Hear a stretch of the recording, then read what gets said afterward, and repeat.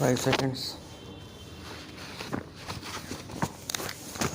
My colleague, the Honorable Minister of Defence, will no doubt deal with the broad issues raised in this debate and with the criticisms and suggestions made. I have intervened to draw the attention of the House to certain broad and basic principles of the lines of defense and more especially the problems that we have to face. I have noticed in the course of the debate today a certain concern and anxiety about recent events amounting almost to an apprehension lest India might be attacked by our neighboring country and we might not be ready for it. The number of recent border incidents and more especially the fact that a great foreign country is giving military aid has led no doubt to this apprehension. It is perfectly true that the situation today in regard to the defense of India has been very much affected by factor of military aid coming in from a great country, and we have to view this situation in this view light. The honorable members who spoke just before me asked us to have the latest equipment and the best training. What exactly does this mean? In nothing, I think, has there been such a great technological improvement as in war equipment. Of course, the latest example of that, the final example, is the nuclear weapon, atomic bomb, or hydrogen bomb. That is the culmination of this process. It means that no country in the world excepting the two great powers is adequately defended because only they have enough of these nuclear weapons. How then does one judge the adequacy of a country's defense? Obviously, if some power which has nuclear weapons at its disposal choose to attack India, from the purely military point of view, we have little defense. It may be that from other point of view, we may yet be able to meet this menace of the atomic bomb because a people that have vitality, strength and unity, and a people that will not surrender whatever happens can never be defeated. I have often said, therefore, that the real answer to the atomic bomb lies in other spheres. I mention this because in the final analysis, what counts is not your soldier or your military weapon, but the spirit of unity of the people, the will of the people to survive in spite of every difficulty and every menace present here. If I am confident about India, that confidence depends more on the spirit and unity of our people than on other factors.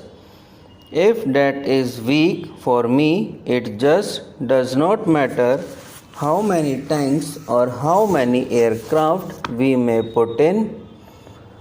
Technology has developed so rapidly that if unfortunately there is a great war in the future, probably every book that has been written in the past about warfare and every weapon that was used during the last war and previously would be out of date.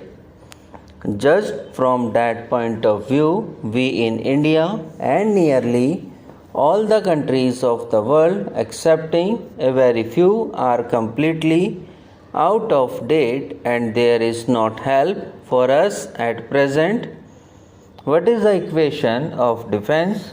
In what lies the strength of a people for defense?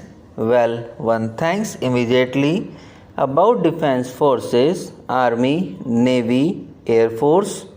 Perfectly right. They are the spear points of defense. they have to bear the brunt of any attack. How do they exist? What are they based on?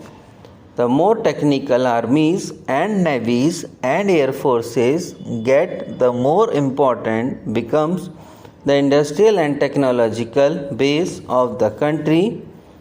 You may import a machine or an aircraft or some other highly technical weapon, and you may even teach somebody to use it, but that is a very superficial type of defense because you have not got the technological background for it. If spare parts go wrong, your whole machine is useless. If somebody from whom you bought it refuses to supply a part of it, it becomes useless. So that in spite of your defense become dependent on others and very greatly so. From the point of view, probably there are very few countries in the world that are really independent, able to stand on their own feet against the military strength of others. Therefore, apart from the army, navy, and so on, you have to have an industrial and technological background in the country. Supporting all this is the economy of the country. If a country's economy is not sound, it is a weak country. I can give many examples to this house of countries which for the moment may have a good army but whose strength is really superficial because the army depends on outside factors, foreign machines, foreign economy, foreign help. Such a country is essentially a dependent country, though called independent as regards his political status is concerned in the world. We do not subscribe to this new, so we believe that strength lies in developing the country in all spheres.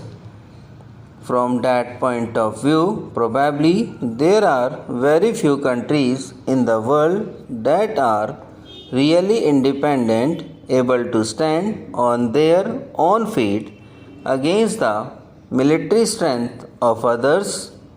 Therefore, apart from the army, navy, and so on, subscribe now and press the bell icon. Never miss an update.